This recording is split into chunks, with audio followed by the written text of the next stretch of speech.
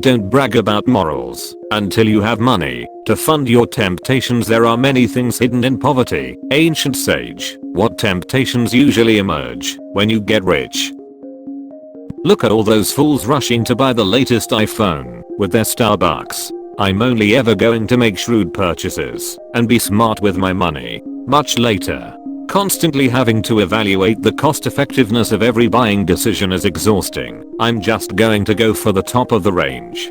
Exactly. At a certain point, your time is worth more and you just want your shit to work well, and keep working. I'm the guy from the first example. I will celebrate the day I become the second example. Having enough money that you started valuing your time and comfort more is a good thing. The urge to upgrade. Be it your phone, your gaming system, new toys, whatever. Also the urge to eat out a lot. Happens all the time with me.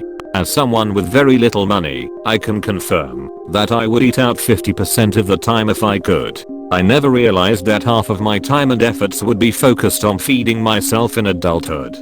I just need to get out of the house sometimes.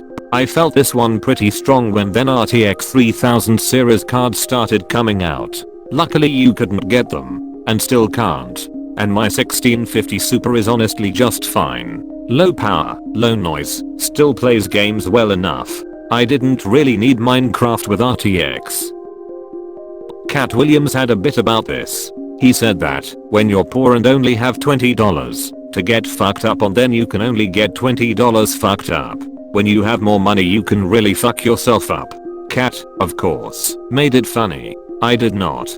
The number one reason my college phase was just a phase is I could not afford to keep it up lol. That shit is pure evil. Yup, I've made good money as a single man. 3k a month went to pills, coke, and rock. I'm back to making good money, but sober now, so let's see, trying to get addicted to financial stability. Anytime temptation even hits me, I know how much stability I would sacrifice, and stability is fucking comforting. All my bills besides rent paid from the 12th, and on the 19th rent will be paid.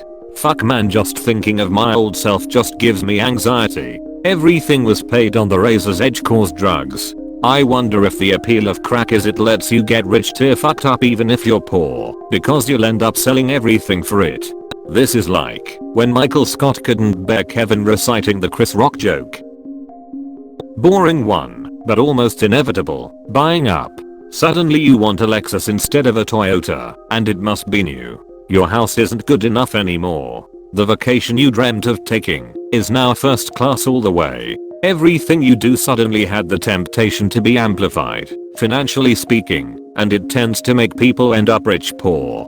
Edit. Just to add to this from a personal experience, when I was younger my friends had very little personal wealth. We discussed what we do if we could, like real estate rentals and driving a 2-year-old RAV4, since they were dependable Roth IRA investments, you know, cool guy stuff. One friend got his trust fund paid out suddenly and spent literally all of it within 6 months. Trips he never intended, a brand new Chrysler, covering every expense from random people, and not a single investment concept we had planned all those years. What kind of trust fund kid buys a Chrysler? This is called lifestyle creep, and it's not always a bad thing. When done properly it can take you from living in your parents' basement to having a nice house and car, if you take it in small steps and manage your money as you grow your career. But the reason you see such a high amount of lotto winners going bankrupt is that there was no gradual ascension for them. They went from the bottom of the ladder right to the top with none of the struggles along the way. I guess with more money, people tend to be more willing to burn bridges or be meaner to others, since they can now afford to do so. It's called you money. Absolutely. I know a dude who had a unicorn startup and got out with, no joke, over $100 million. He turned into an insufferable. His wife divorced him, and everyone in his friend circle started distancing themselves from him. It is abundantly clear that, at least in his case, becoming wealthy made him view personal relationships as completely disposable and people as objects that can be bought and sold. He is completely miserable, but can't acknowledge it, because in his mind he won capitalism, so he shouldn't have anything to be sad about. I guess with more money, people tend to be more willing to burn bridges Poor here, I burn bridges because I made the mistake of befriending the wrong types of people throughout my youth and young adult life. C. Curb your enthusiasm. That's something I've seen in different neighborhoods I and various friends have lived in New York City. Broken neighborhoods have less petty drama. If the neighborhood has enough money that people aren't desperate, but not enough to buy their way out of trouble, people tend to keep their heads down and avoid conflict with each other. I can't afford to piss off my neighbors. I might need their help someday, and even if I don't, I can't afford to invite unnecessary conflict over stupid things. But some of the shit that goes down in rich people buildings is ridiculous. Friends who got fancy apartments from family often have so many rules in their building because people will cause shit for the stupidest things. Kicking down a neighbor's door because they don't like their holiday decorations. Starting massive feuds because you can smell the garlic your neighbor is cooking or can hear it when their kids run around upstairs, or lots of other things that are just the normal annoyances associated with living in an apartment building. Not everyone does this, of course, but there are a lot of people who are more than willing to commit assault or destruction of private property anytime a neighbor does anything that annoys them in any way. And they're rich, so they can get away with it. They are never going to need to ask that neighbor for a favor, and if the cops get called they can buy their way out of trouble. People tend to be more willing to burn bridges or be meaner to others since they can now afford to do so. People definitely tend to show their true colors when they get rich because they now see themselves as above the people they thought were above them. But being more willing to burn bridges isn't due to being mean. It's due to the fact that you often find which of your friends are real and which are fake when you gain a lot of money and when you lose of money. I guess with more money, people tend to be more willing to burn bridges or be meaner to others since they can now afford to do so. Yup, and the flip side is also true. With more money, people tend to be more willing to burn bridges or be meaner to you since you can now change their lives for them. People come out of the woodwork to do that. It's oftentimes why entourages are full of childhood friends and people that were around before the money. Reminds me of a quote. Of all evil I deem you capable, therefore I want good from you. Verily, I have often laughed at the weaklings who thought themselves good because they had no claws. Friedrich Nietzsche. There is nothing inherently good about being poor or powerless, and there is danger in believing that there is. Someone who is incapable of inflicting harm on others is not the moral equivalent of someone who is capable but chooses not to. Just look at the actions of some who abuse any tiny amount of power or income they stumble upon the instant they get it, no matter how brief, and look at how self-righteously they commit those wrongs. Edit. This also reminds me of another complimentary quote. The surest way to work up a crusade in favor of some good cause is to promise people they will have a chance of maltreating someone. To be able to destroy with good conscience. To be able to behave badly and call your bad behavior righteous indignation. This is the height of psychological luxury, the most delicious of moral treats. Aldous Huxley. The point of this other quote being to emphasize the danger of thinking of yourself being incapable of evil acts simply because of your place in society, or that a harmful act against someone else can't be wrong because of their place in society. Kinda reminds me of my friend from middle school. He was chubby as a preteen and was very shy and quiet. Then when puberty hit he got extremely tall, chiseled, and started getting attention from girls. It all went to his head and he became quite an asshole. Everyone thought he was a nice guy before, but really it was just because he was too meek to try being an and he knew he couldn't get away with being an the way attractive people could. I love this take. Where I live in a privileged area, the homeless problem has been exacerbated, so I've had a few conversations with people about it. One person focused on how homeless people know the ins and outs of the system and how to abuse it. When I brought up most homeless people do not know the extent of help available to them, it upset me because I don't think this is fair. Look at people with money using tax avoidance strategies. They too are the same, but it's not frowned upon. I know it's not exactly the same thing you're talking about, but I think we easily excuse the small bads we do and hold others accountable for this. Thus spoke Zarathustra. Second part, on those who are sublime. Right near the end of it, The point of this other quote being to emphasize the danger of thinking of yourself being incapable of evil acts simply because of your place in society, or that a harmful act against someone else can't be wrong because of their place in society. Very good post. This last part reminds me of a similar comment about how people like to believe that the distinction of good versus evil is some external line in the sand, and we are one side of it or the other. But the truth is, that line exists inside the mind of every single one of us, and we must make a conscious decision on whether or not we cross it at any given time under the circumstances that present themselves day after day after day. And yes, we often dream up all kind of creative ways to justify crossing that line. I love this reply.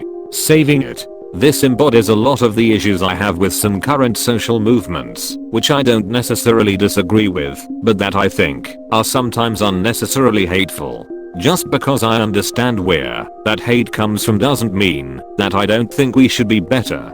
That Huxley quote makes me think of Twitter culture.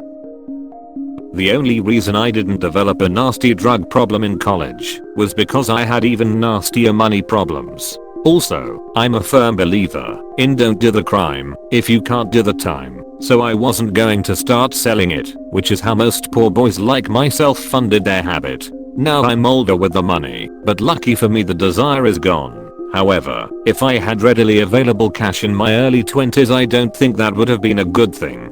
As someone that had money coming in from 18 to 21, and not much other bills, yeah, money can buy you fun and misery. I'm older now, and wish I saved better, and not blew it on blow.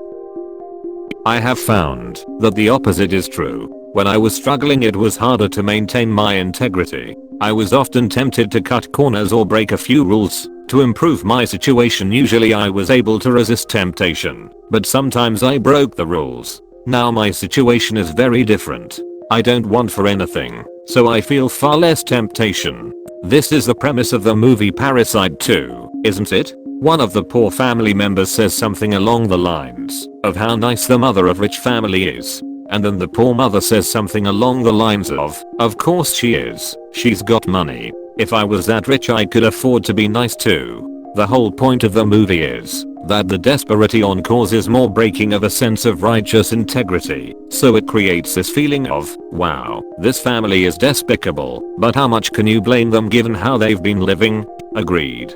It's much easier to be a kind and generous person when you're comfortable in life. I've experienced something similar. In my 20s, I did my shopping at big box stores that paid poverty wages and sold shit made by slaves. BC money and time were issues. Walmart, Amazon, McDonald's, etc. are so alluring when you're tight on money and time. You can't afford to think past today, and you're too stressed to think long term. I knew I was supporting evil companies that made my life and society worse. It made me feel like a hypocrite to know that money I spent in their stores went to buy the obedience of corporate politicians and the media. I was making my own life harder. BC I was trapped by time and money. Now in my 30s, I have the time and money to buy higher quality stuff made locally by companies that pay a living wage. The crazy part is how much time and money I save now that I can afford quality. No surprise car breakdowns. BC I have a new car.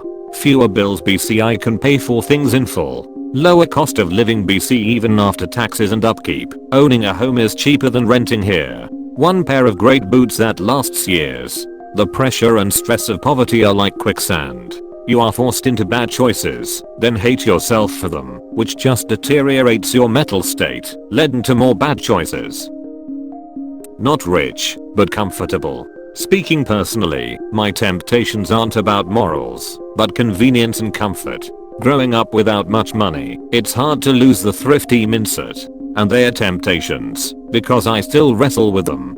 For example, trying to justify being lazy and ordering an overpriced room service breakfast instead of driving down the street to Denny's for breakfast. Not sure I understand. There is nothing wrong with spending money that you have.